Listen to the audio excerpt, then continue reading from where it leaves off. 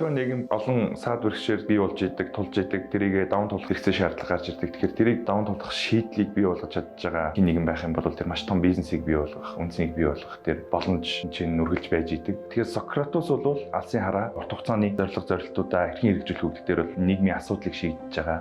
За инновац шингэсэн, мэдлийг бүтээж байгаа. Илүү тэр нь ямар нэг хин нэгний асуудлыг шийдэж чадж байгаа ийм гарааны бизнесийг одоо бүтээж байгаа тэр залуучуудад хөрөнгө оруулах зорилготой.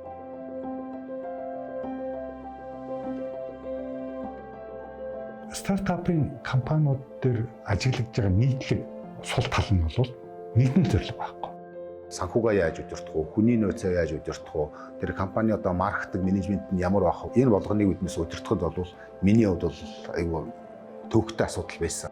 Цаад гэж юу юм? Бэрхшээл гэж юу юм? Асуудал гэж юу юм? Тус тусад нь тодорхойлоод ойлголтыг нь тодорхойлчих юм бол шийдлүүд нь илүү наривчлалтай л гарна.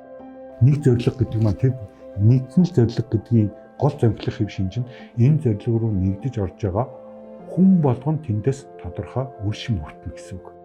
Одоо энд байгаа нэг ажилтан юу хийж ээж тэр дээр байгаа тэр том зорилгод хүрэх гээд аваа гэдэг зүйлс тодорхой олж эхэлсэн.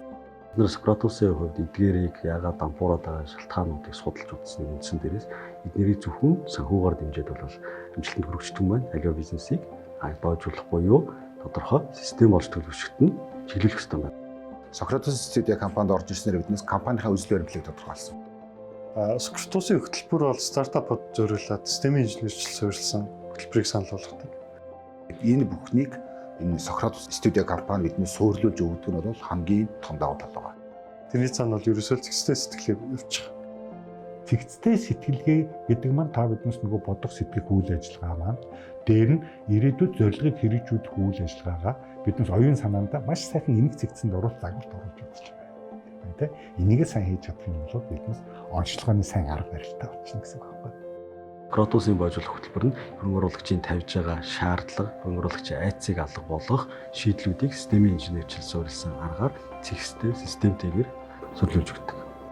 Socratos Startup Studio-д орж ирснээс хойш хамгийн том өөрчлөгдсөн нэг зүйл бол манай компани яг эрүүл системтэй компани болж чадсан.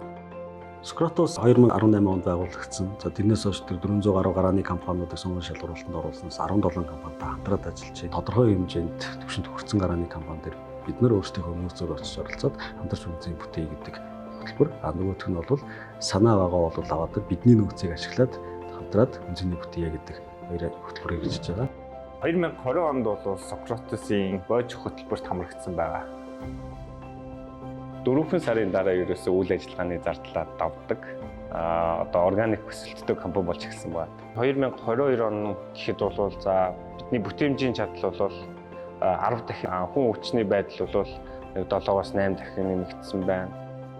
Бид нар бол дараа дараагийн хөрөнгө оруулагчдын өмнө Сократосын боожлох хөтөлбөрөөр төгсөөд ирж байгаа бизнесүүдүүд бол яг эслийн оруулах баталгаа нь болох зорилготой. Тэгээ баталгаа нь болж чадж байгаа ч гэж үзэж байгаа.